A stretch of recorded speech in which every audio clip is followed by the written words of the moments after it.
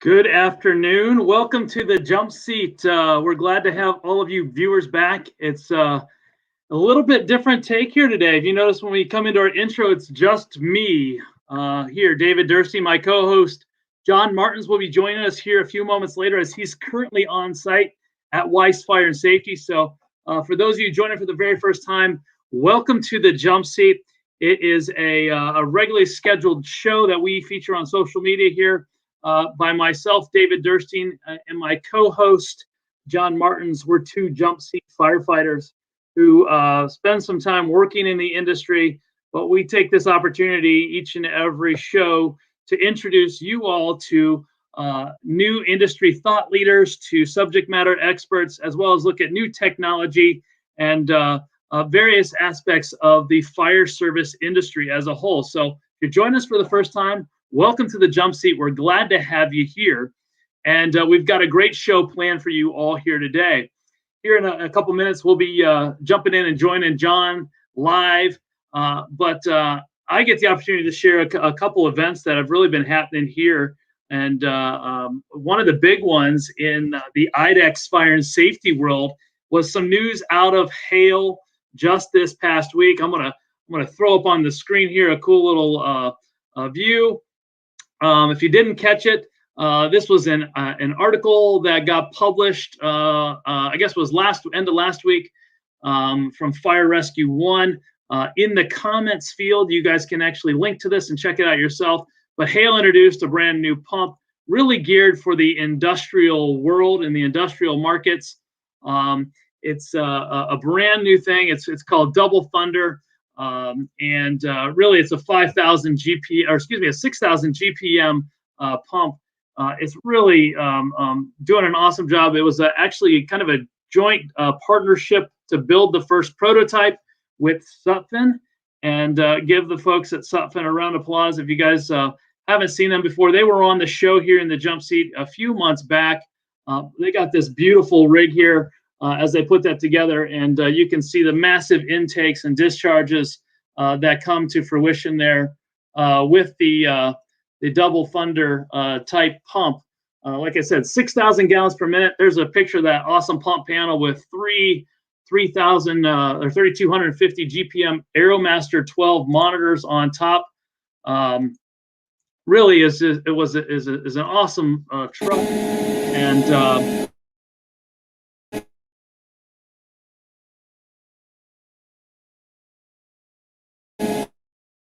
here they're actually flowing it and doing the see one out. So really, this is something kind of new for us in that industrial market, getting that big. But thanks to the team at Sutphen for helping us get the first demo truck put together and out on the streets. If anybody's interested in getting a demo of that truck, by all means, give us a call at IDEX Fire and Safety. But also, you can reach out to the Sutphen crew. And they would be more than happy to show it to you and showcase it as well. Kind of a cool feature, and I know it's not your everyday realm from the municipal world, but definitely something of interest there when you think about the fire service and some of the amazing technology that's coming to fruition these days. So with that being said, we're going to talk a little bit more about some of the Hale technology and really how it can be taken from that large industrial perspective into some smaller, more wildland type urban interface vehicles here. And we got this unique opportunity to get an inside look at a great partner of ours at IDEX Fire and Safety with the team at Weis Fire. So with that, without any further ado, I'm going to welcome John into the Jump Seat, as well as Mike Weis. John, how are you today, man? Hey, I'm doing great, Dave. We're doing things a little different. You might have talked about it. I actually get to be here today, which is awesome and exciting, and come check out something that Weis has got going on. It's a pretty cool rig. We'll get to that. We're going to learn a little bit about him as well. And so for those who don't know Mike Weis, I wanted to introduce Mr. Mike Weis, President, General Manager of Weis Fire and Safety. We're here in Salina, Kansas, and I'm thrilled to be here. Mike, welcome to the Jump Seat. Glad to be here. So, we'll just tell everybody a little bit about where we came from. The company got its start in 1963, started by my father. I came along and started working in 1974, I was 14 years old, and that's all I've ever done since then. I'm not going to tell you how old I am now. You have to just kind of do the math. But Weis Fire has 4 or 5 different entities, companies inside of the company, but we're all one big family. We have a loose equipment sales group that sells everything. If it goes in a firehouse, we sell it, all the way from the PPE to air compressors, thermal imaging cameras, So this is their showroom here. nozzles, pumps, everything.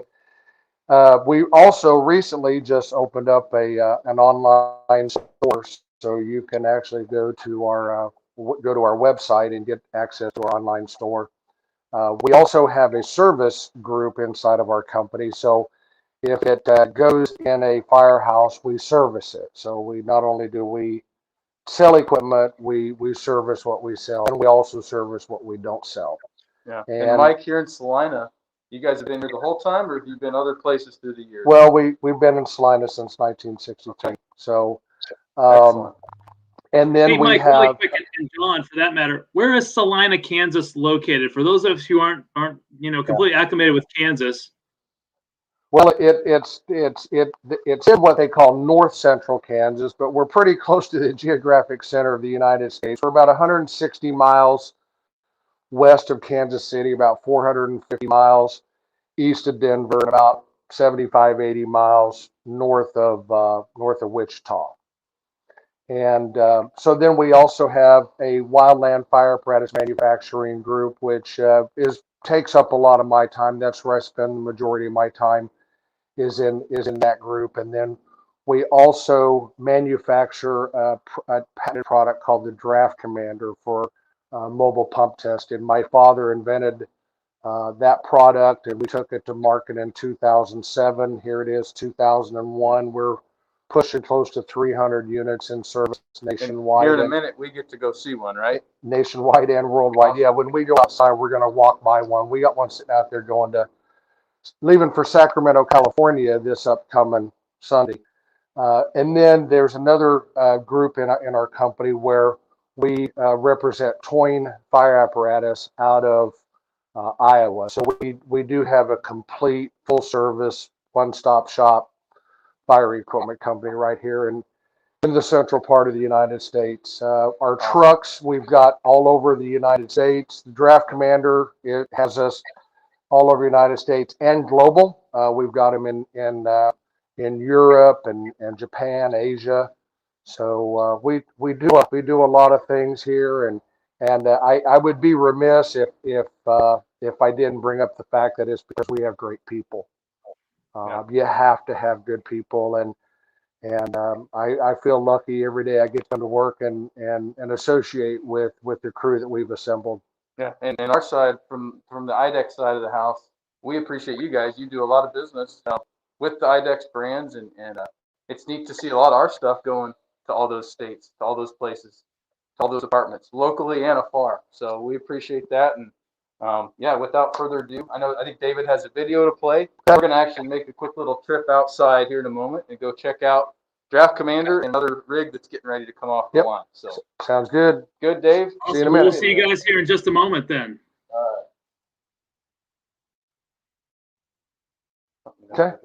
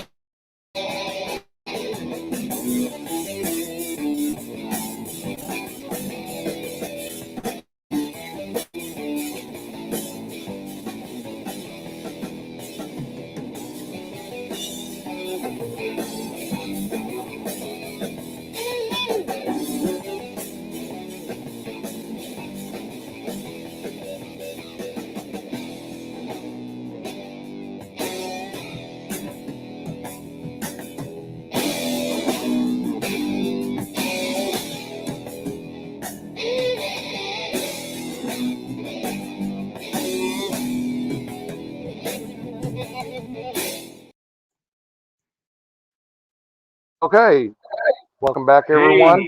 Hey, Hey, Dave, we're good to go? I'm glad to be outside here, and looks like the weather's holding up. A little rain has stopped, and we got a chance to look at some of the outside vehicles, eh? Well, being that we don't have beaches, we call this liquid sunshine.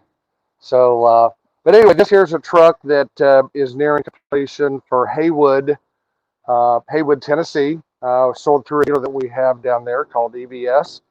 And as you can see, it's got the Hale HP 200H20, the Honda, which we really like here. I think that Honda really brings an added level of comfort and reliability to a very important piece of equipment on the truck.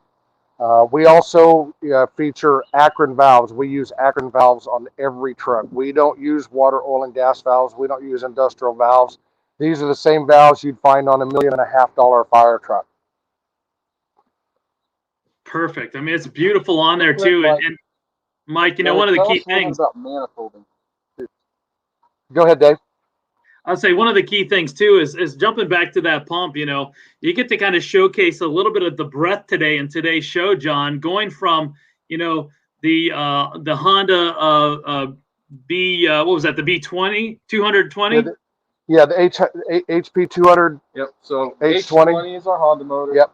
B20 or B18 to be our brake motor. H for Honda, B for brakes. We do a lot of B18s for a lot of our for our sales group. When a customer has a pump that goes down and they need, we stock them pretty heavily, and that's a great fit. But for the trucks that we build, from a builder standpoint, we like the H20. This is a pretty simple truck, quite unlike the one that you're going to get ready to see inside here in just a minute. But before we go inside, I wanted to, for those of you who have never seen a Draft Commander, this unit is going to Sacramento, California, and it's leaving out on Sunday. And it allows you to do pump testing and training right there at the fire station. You don't have to take your trucks out of service to go to a pit. You're able to do it. You take this where you want to go, drop the jacks, fill it up with water, test your trucks, meet NFP 1911. And we also have various options and different versions of this. We also have a training version. That unit is in Chicago right now we're at our sales manager's office. But so the Draft Commander is a very, very important thing, very, very important part of our company.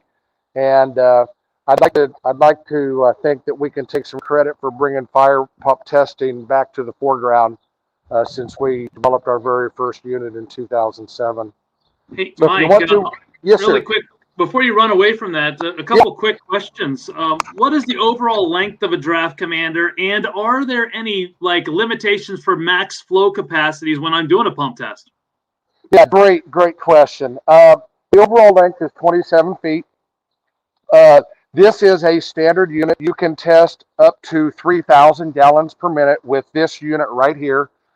We have actually done 5,000 and 6,000 GPM with one or sometimes two Draft Commanders. There's some options that we need to put on here, like a third suction to get the extra water, a different set of tips to get the higher flow pumps. But the largest I've personally done is 5,000 with one unit. I've been told by a customer of ours that they've done 6,000. So I have no reason to not believe that. I just haven't done it myself. One question I wanted to ask you, Mike, too, was with the Draft Commander business, when it first, the first concept and idea came about, was it to go directly to an end user fire department, or was it to go to the dealer network that can then mobily test, or how has that evolved? Who's the customer? That is a great question, and it seems like forever ago, but it's only been a short 14 years. Yep. We developed the Draft Commander for our own use.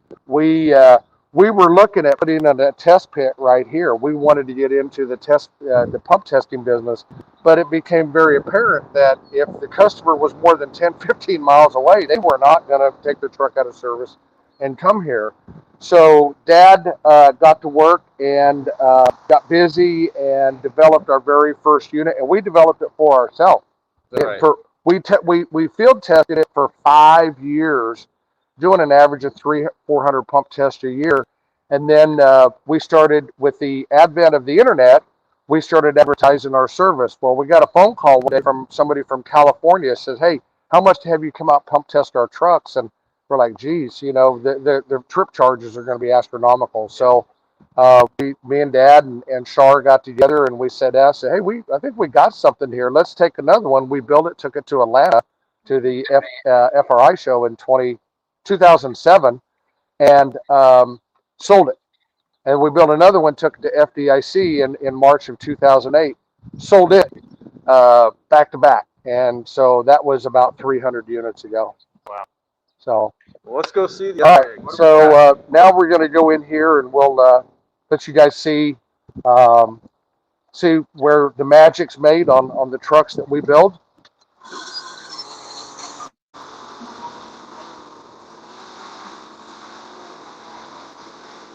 So as you all can hear, by the way, this is a working shop. It isn't just a pretty shop. It's a working shop, and they're building trucks right there in the background today. So, Mike, this is great to see. And it's like another beautiful rig sitting right there. Yeah, well, we got deadlines too, so we have to keep we got to keep the pipeline full. But this truck that you're looking at right here was actually my FDIC demo. In fact, John was very instrumental in working with me to sit down and put together a package of components that helped bring this together. And unfortunately, as everybody knows, we're not doing FDIC in April. I certainly wish we were. I really like to get back to meeting the customers and getting in the field. But one day I got a phone call from Sumter, South Carolina. Said, "Hey, do you have a demo for sale?" And I said, "Yeah, I absolutely do," because I didn't want to sit on it until August, and then really not even know whether for sure we're going to have an August show or not. So they had a need. We had the truck, and so that's why it says Sumter, South Carolina on the side of it. Good looking rig.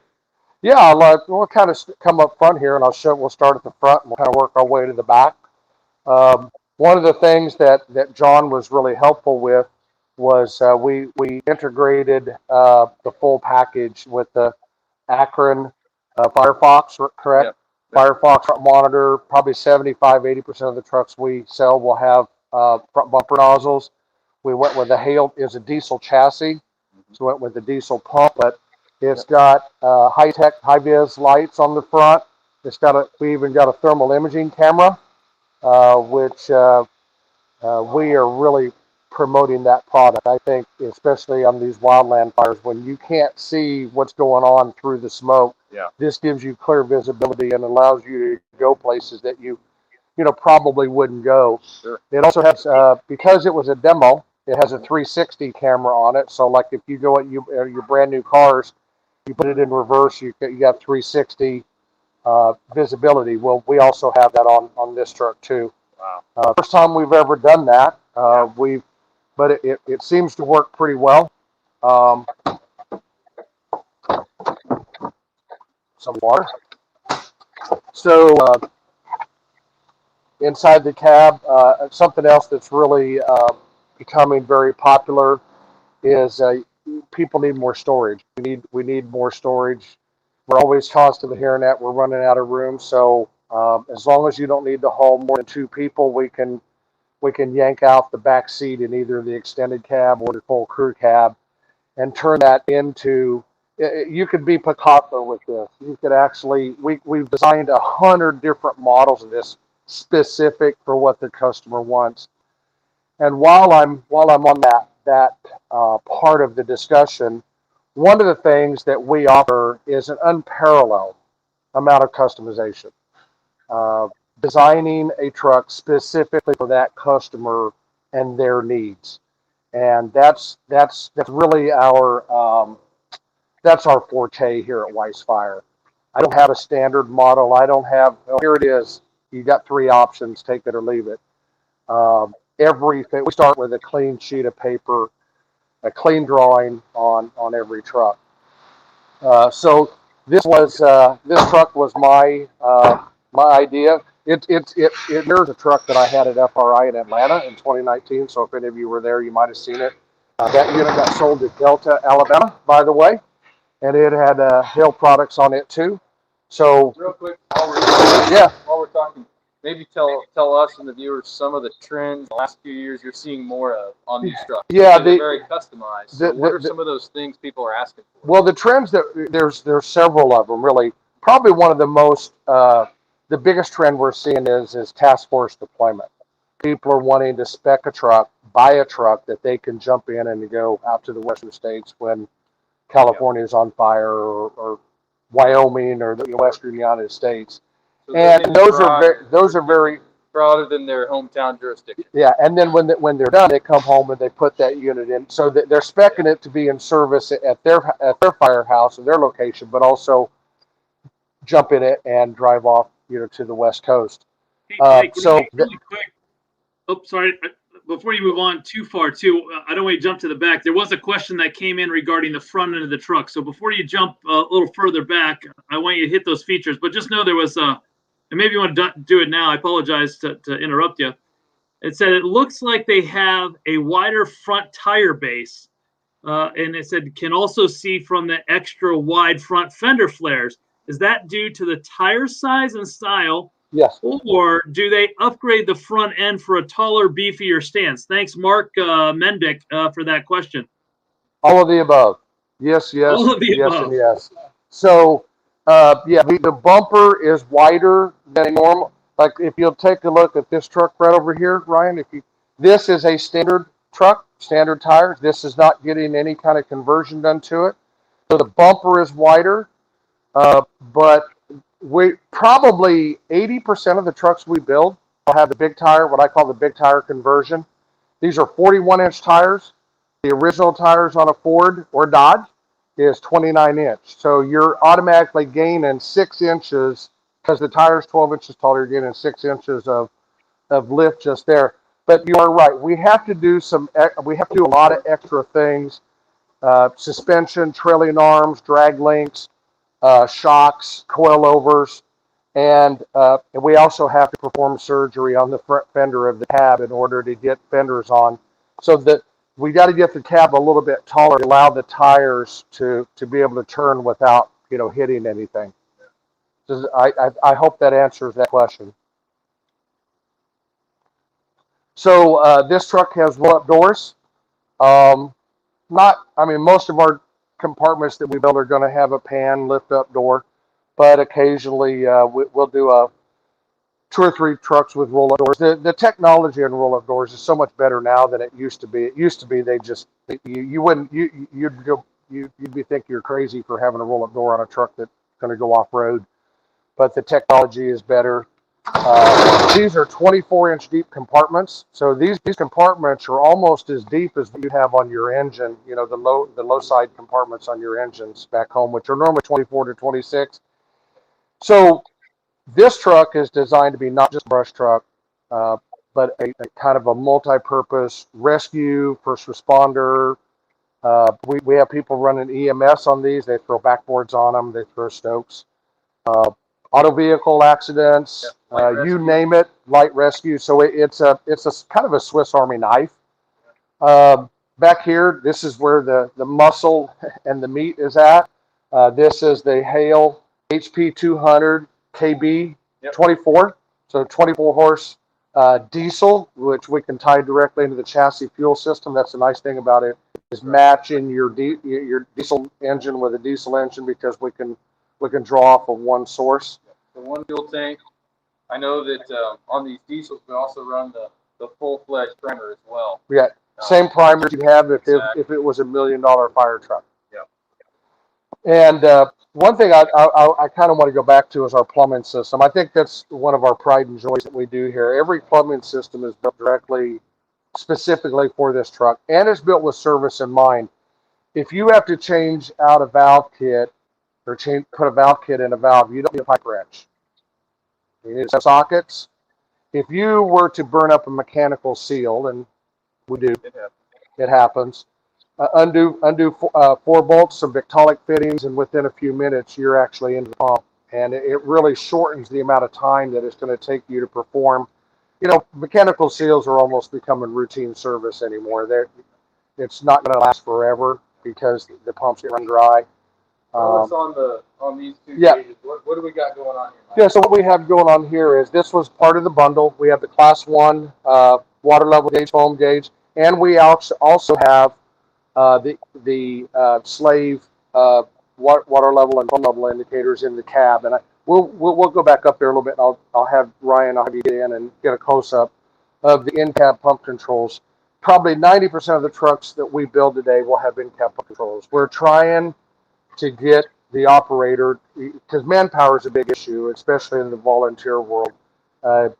Sometimes you're lucky, if you got one guy in a vehicle, well, he can do more than just drive. Right. He can actually fight fire. We have that balance of technology, right? Yes.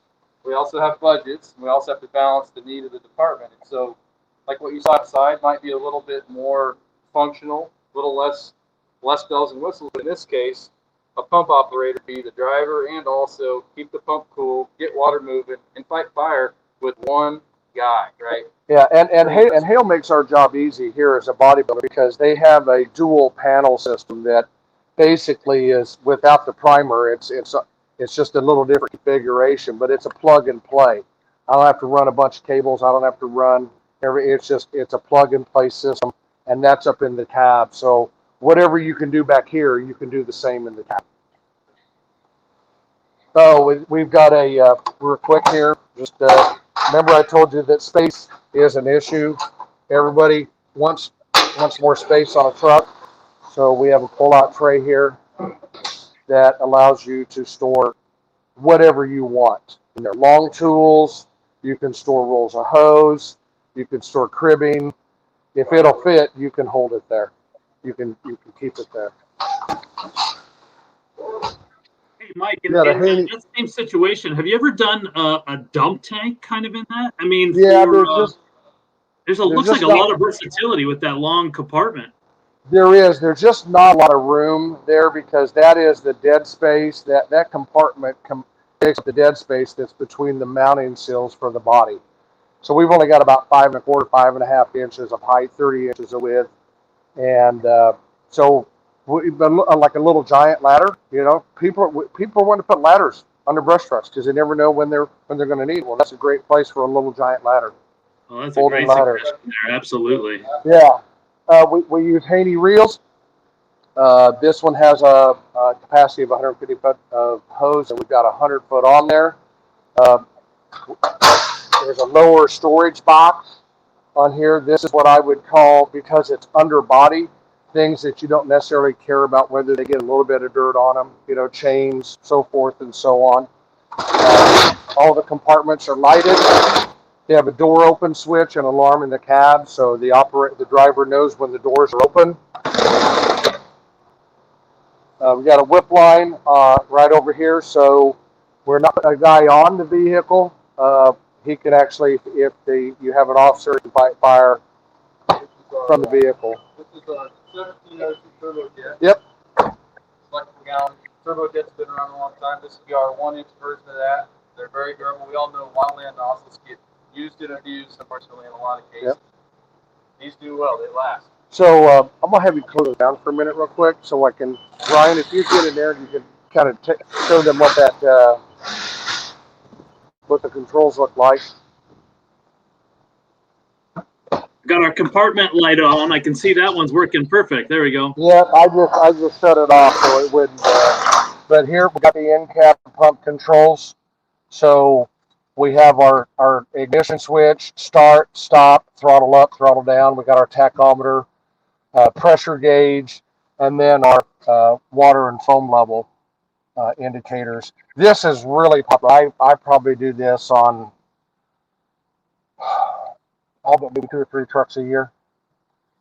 It also has a monitor up here for, we were able to integrate the 360 system with the thermal imaging camera, so you don't need 2 monitors for that. We're able to integrate it all into one. Every console we build is custom designed for that specific truck, and we have our world famous cup holders, so can't have a fire truck without cup holders. Right? So, well, anyway, we've got. Hey, Mike, Oh, I'll say we had a couple other questions that kind of just popped in here too, Yeah. and one was no foam or calves. Well, actually, this truck does have This Class truck A has foam foam. on this, but no calves on this truck. Do you do calves? Yeah, we do. It just we kind of leave it up to the customer which system he wants. If he wants a row, Hale, uh, Darley. I mean, it's your world, Chief. It's your world, customer. Tell us what you want, and there isn't anything that I can't get. Um, we don't do a lot of calves. It's been a while since I've done one. It does add, significant cost to the unit. Um, so, but when I sit down with a customer, we sit down and I say, "What do you want? What do you? You've already. I'm sure you've already got a vision of what you want in a truck. What's this truck going to look like when we're done?" And we just sit down and we go through it, and we figure, we just figure it out as we go. So if you go to our website at weisfiresafety.com, go to recent deliveries, no two truck looks the same.